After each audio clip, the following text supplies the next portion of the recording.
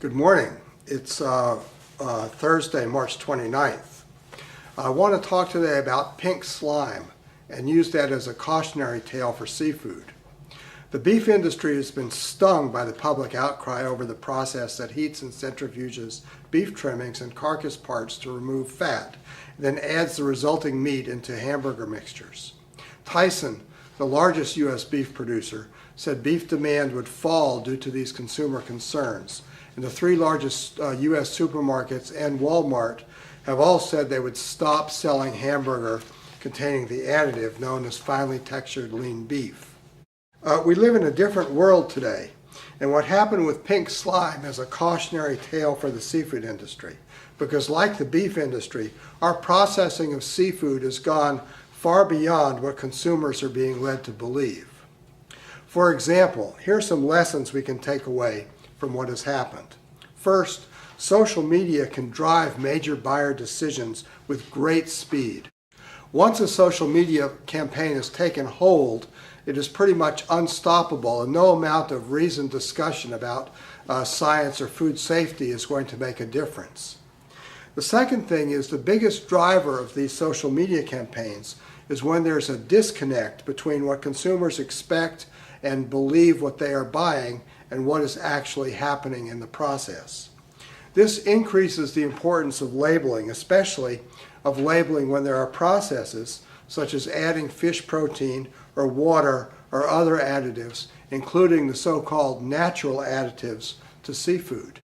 Just as most turkeys, hams, and roasts are considered wholesome products, they are also heavily processed to control moisture levels, salt, and sugar, etc.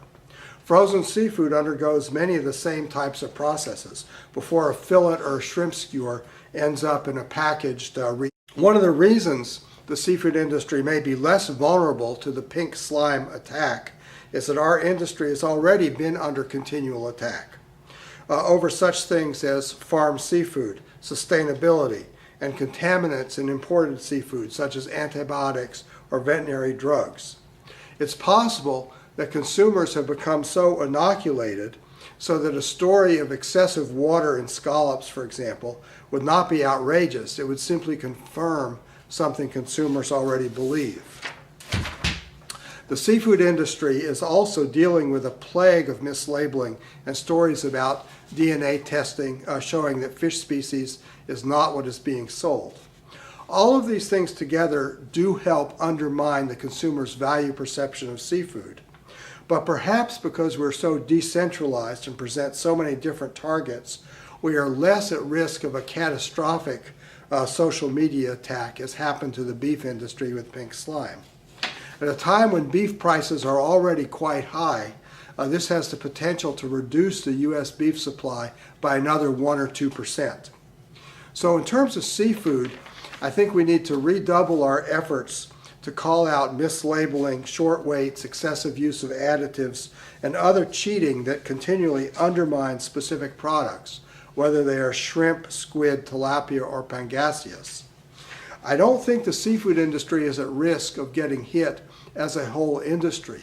However, I do think a particular species or product could potentially get eliminated if there was a widespread public revulsion campaign over an undisclosed processing step. In Lexington, Mass., this is John Sackton.